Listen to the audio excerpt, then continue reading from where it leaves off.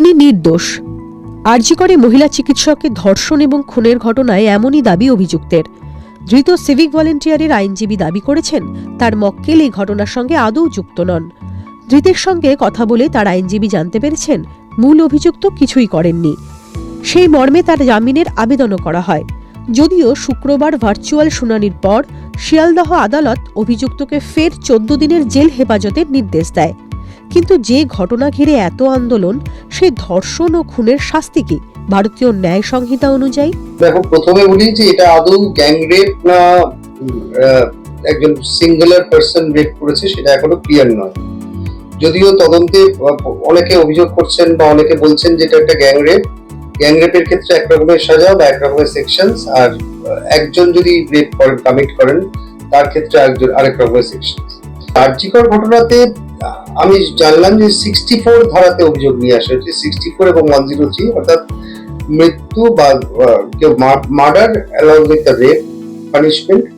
কিন্তু সেখানে রেপের জন্য যে মৃত্যু হয়েছে সেইটা কিন্তু বলা হয় ভেরি পার্টিনেন্টলি এফআইআর এর মধ্যে, কিন্তু এটা বলার চেষ্টা করা হয়নি।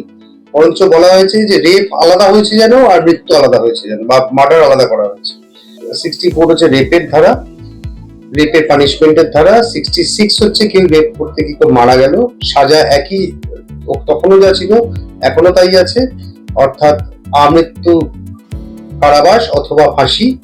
আর যদি গ্যাং রেপ হয় তাহলে আমৃত্যু কারাবাস নট লেস দ্যান 20 years। এটা ছিল, এটা আছে, এখন হয়েছে। তো এই ধারাগুলো জাস্ট সংখ্যা পরিবর্তন হয়েছে, কিন্তু বেসিক যে যুক্তি বা বেসিক যে আইন সেটা কিন্তু একই আছে।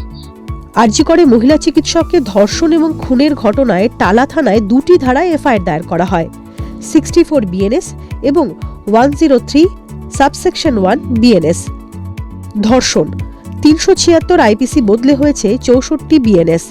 সর্বনিম্ন সাজা 10 বছর কারাদণ্ড সঙ্গে জরিমানা। সর্বোচ্চ সাজা আমৃত্যু কারাদণ্ড। খুন 302 আইপিসি বদলে হয়েছে 103 1 বিএনএস। সর্বনিম্ন সাজা যাবজ্জীবন, সর্বোচ্চ সাজা ফাঁসি। ধর্ষণ বা গণধর্ষণের ক্ষেত্রে ফাঁসির সাজা ছিল না কোনো আইনে। খুনের অভিযোগ প্রমাণিত হলে তবেই সর্বোচ্চ সাজা ফাঁসি। যদিও ইতিমধ্যে রাজ্যের তরফে সর্বসম্মতিতে পাশ হয়েছে অপরাজিতা বিল। রাজ্যের সংশোধনী বিলে ধর্ষণের সাজা আমৃত্যু কারাদণ্ড সঙ্গে জরিমানা, এমনকি মৃত্যুদণ্ডও। আরজিকর কাণ্ডে সুপ্রিম কোর্টে পরবর্তী শুনানি 9 সেপ্টেম্বর।